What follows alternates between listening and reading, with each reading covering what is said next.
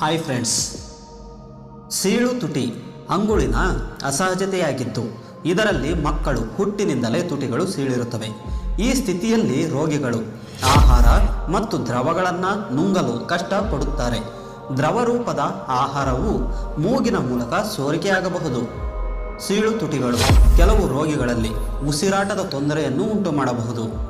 ಸೀಳು ತುಟಿಯ ಅಸಹಜತೆಯನ್ನು ಹುಟ್ಟಿದ 2 ವರ್ಷಗಳಲ್ಲಿ ಶಸ್ತ್ರಚಿಕಿತ್ಸೆಯ ಮೂಲಕ ನಿವಾರಣೆ ಮಾಡಬಹುದು.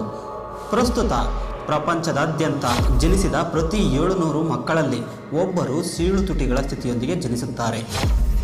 ಸೀಳು ತುಟಿಗಳಿಗೆ ಕಾರಣಗಳನ್ನು ನೋಡುವುದಾದರೆ, ಭ್ರೂಣದ ಬೆಳವಣಿಗೆಯ ಸಮಯದಲ್ಲಿ ಕೆಲವು ಆನುವಂಶಿಕ ಮತ್ತು ಪರಿಸರ ಅಂಶಗಳಿಂದಾಗಿ ಸೀಳು ತುಟಿಗಳ ಅಸಹಜತೆ ಸಂಭವಿಸುತ್ತದೆ. ಭ್ರೂಣದ ಬೆಳವಣಿಗೆಯ ಸಮಯದಲ್ಲಿ ಇಂತಹ ಆನುವಂಶಿಕ ರೂಪಾಂತರಗಳು ಸಂಭವಿಸುತ್ತವೆ. ಸೀಳು ಎಂದರೆ ತುಟಿಗಳು ಮತ್ತು ಬಾಯಿಯ ಅಂಗುಳಿನ ಸೀಳುಗಳು. ಇದನ್ನು ಸೀಳು ತುಟಿಗಳು ಮತ್ತು ಸೀಳು ಅಂಗುಳ ಎಂದು ಕರೆಯುತ್ತಾರೆ.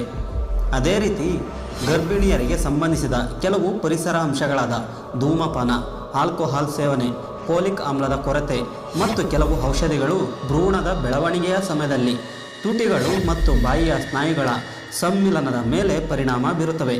ಹಾಗೆ ಸೀಳು ತುಟಿಗಳು ಮತ್ತು ಅಂಗುಳಿನ ರಚನೆಗೆ ಕಾರಣವಾಗುತ್ತದೆ.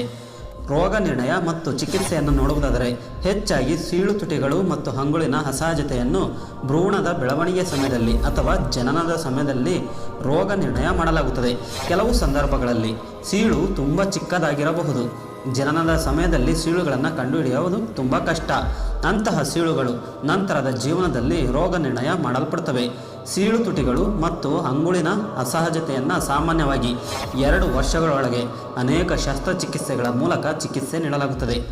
ಮಾತು ಮತ್ತು ಆಹಾರ ಸಮಸ್ಯೆಯನ್ನು ಸುಧಾರಿಸಲು ಶಸ್ತ್ರಚಿಕಿತ್ಸೆಯ ನಂತರ ರೋಗಿಗಳಿಗೆ ಮಾತು ಮತ್ತು ಆಹಾರ ಚಿಕಿತ್ಸೆಯನ್ನು ಶಿಫಾರಸು ಮಾಡಲಾಗುತ್ತದೆ.